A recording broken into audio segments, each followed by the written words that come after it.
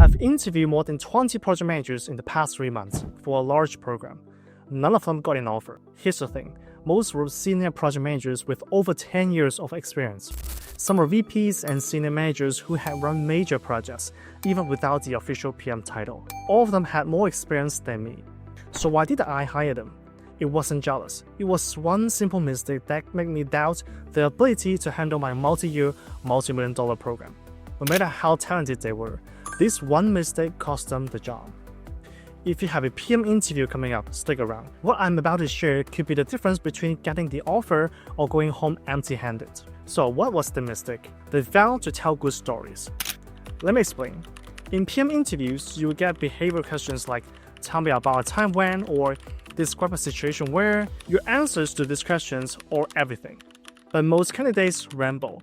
They give vague answers, they don't structure their thoughts, and the interviewer loses confidence fast.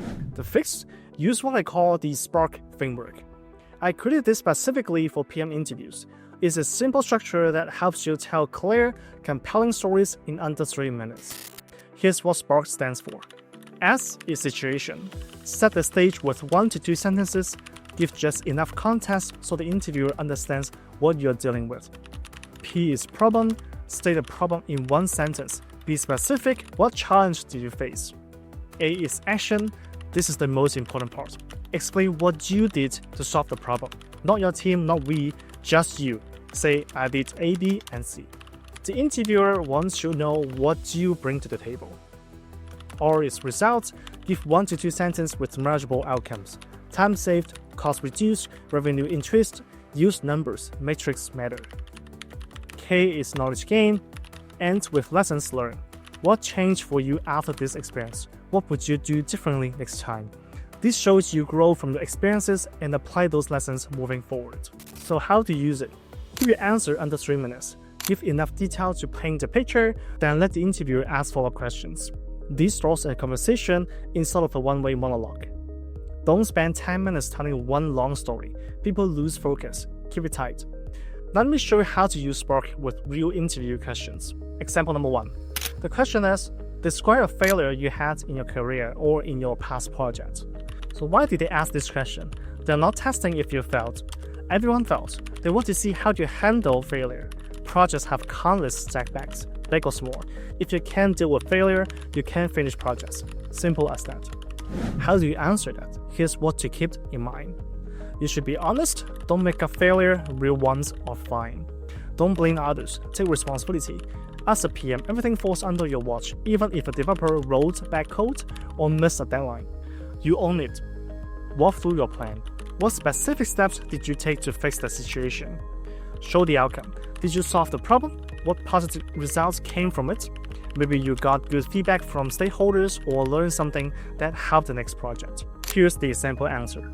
I was managing a software implementation project for a finance team with a 6-month timeline and a $500,000 budget. 3 months in, we missed a critical milestone because I didn't catch that our vendor's API integration wouldn't work with the client's legacy system. The project was now 4 weeks behind schedule.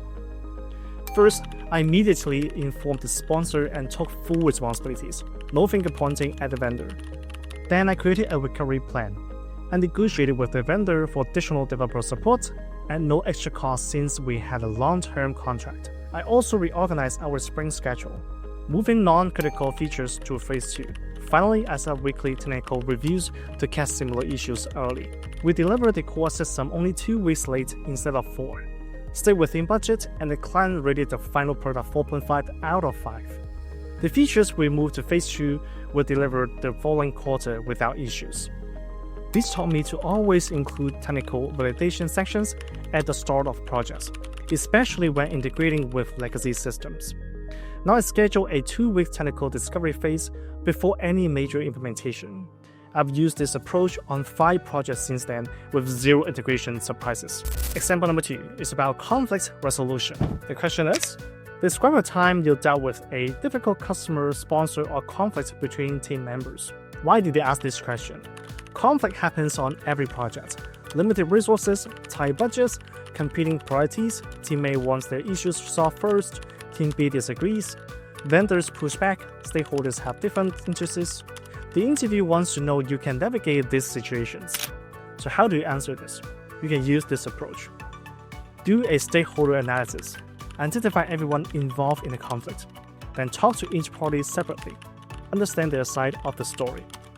What are their expectations? What is the root cause of their concerns? Use an issue log. Track the conflict and your resolution plan. This shows you are organized.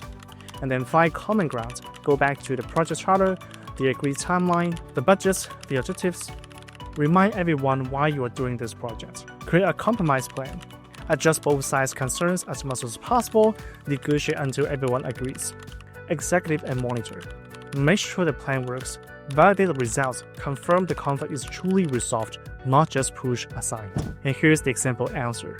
I was leading a product launch project where I had to choose between two features due to resources constraints. Marketing wanted feature A to attract new customers, while customer success insists on feature B to retain existing ones. Both teams refused to compromise. Marketing threatened to pull their support for this launch, and customer success escalated to the VP level. The conflict was delaying our timeline by 3 weeks. I scheduled separate one-on-one meetings with each team lead to understand their concerns without the other team present. I discovered marketing needed feature A for a major campaign, while customer success was responding to complaints from 3 high-value clients. I documented everything in our issue log. Then I analyzed our project charter and found our primary objective was increase user engagement by 25%. I pulled users' data and found feature B would impact 60% more users. I presented this analysis to both teams together, along with a compromise. Deliver feature B now for the launch, and fast-track feature A as a standalone release 6 weeks later with dedicated marketing support. Both teams agree within 2 days. We launch on time, achieve 28% engagement increase, and deliver feature A as promised. Both teams thanked me for finding a solution, and our VP praised the data-driven approach. I learned that most conflicts come from unclear priorities and competing pressures, not bad intentions. Now I always tie decisions back to project objectives and use data to guide conversations. I also learned to hear each side separately first. People are more honest when they are not defending their position in front of others. Example number 3 is about change management. The question is, tell me about a time you had to deal with a scope change in the middle of a project. Why do they ask this question? Because change happens. Scope creeps, priorities shift. They want to see that you have control over the process and don't let chaos take over. How do you answer this question? You should show you have a solid change control process. You set up a change control process, have a clear governance structure from day one. Capture the scope change request and its justification. Analyze the impact. What happens to the timeline, the budget, the quality? Does it introduce new risks? Does it add more deliverables? Present your findings. Submit your analysis to the steering committee, program director, or sponsor. Include your recommendation action. Support decision making. Let the sponsor make the final call based on your analysis. This shows you are organized, thoughtful, and collaborative. And here's an example answer. I was managing a website redesign project in month 4 of a 6-month timeline when our CEO returned from a conference and requested we added an e-commerce functionality, something not in our original scope. This was a major scope change that could, during our launch day, and blow our $200,000 budget. The CEO wanted it as soon as possible, but my team and I knew it wasn't that simple. I didn't say yes or no immediately. Instead, I followed our change control process. I documented the request with full justification and asked my technical lead to assess the impact. We found it will add 8 weeks to the timeline, require $75,000 in additional development costs, introduce payment security risks we'll need to adjust, but also potentially generate $500,000 in annual revenue. I compiled this into a detailed impact analysis report and presented it to our steering committee with 3 options. Add e-commerce and extend the deadline. Launch the current site on time and add e-commerce in phase 2. Or add base e-commerce now and enhance it later. The committee chose option 2. Launch on time, then build robust e-commerce in phase 2. And I immediately started planning phase 2, which launched 3 months later and generated $450,000 in its first year. This experience taught me that no isn't always the answer to scope changes, but yes without analysis is dangerous. Now I always present options with trade-offs clearly laid out, so sponsors can make informed decisions. I also learned to set up change control processes on day one of every project, so everyone knows how changes are handled before emotion run high. I use these exact techniques to help a friend land a PM role at a Fortune 500 company after failing 3 interviews in a row. The difference? She started telling stories instead of listing responsibilities. If you want that same advantage, join my free webinar. I break down the interview process step by step and answer your specific questions live. Sign up using the link in the description.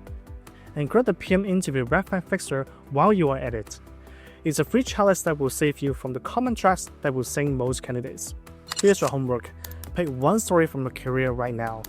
Any project challenge, conflict, or failure. Read it out using Spark. Time yourself. Can you tell it in under 3 minutes? That's how you prepare. That's how you win the interview. Thumbs up if you're going to actually do this, and I'll catch you in the next video. I'll see you in the next one.